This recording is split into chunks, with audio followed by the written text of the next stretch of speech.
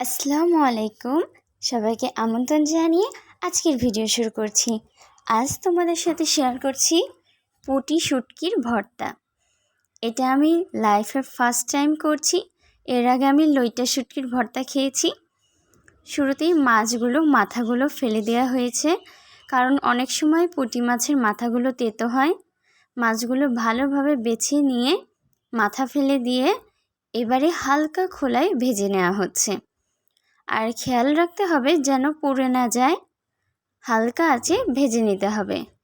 ভেজে নেওয়া হয়ে গেলে এদিকে গরম পানি ফুটিয়ে নিতে হবে।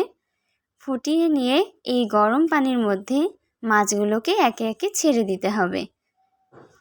গরম পানিতে মাছ ভালোভাবে খানিকক্ষণ ভিজিয়ে রেখে ধুয়ে তুলে নিতে হবে। এবারে কড়াইতে দিয়ে দেওয়া হলো সরিষার তেল। এই রান্নাটা কিন্তু সরিষার তেলেই করতে হবে। শুরুতেই তেল গরম হয়ে এলে এর মধ্যে দিয়ে দেওয়া হয়েছে রসুনগুলো গোটা গোটা রাখা হয়েছে। স্বাদ মতো লবণ দিয়ে রসুনগুলো লাল লাল করে ভেজে নিতে হবে।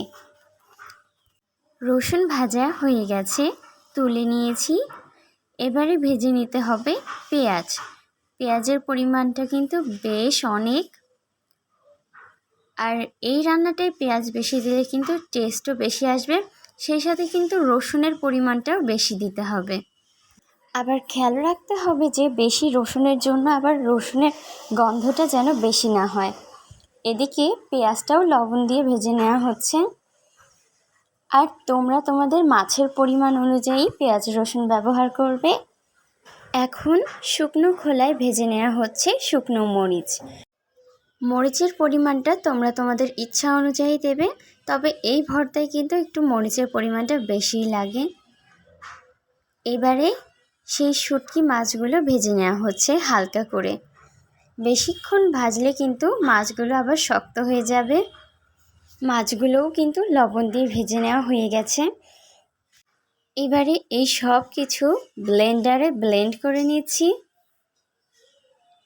আর সেই সাথে কিন্তু অ্যাড করে দিয়েছি হালকা সরিষার তেল। ব্লেন্ড করে কড়াইতে একটু খানিকক্ষণ জাল করে শুকিয়ে নিয়েছি। তৈরি হয়ে গিয়েছে শুটকি ভর্তা।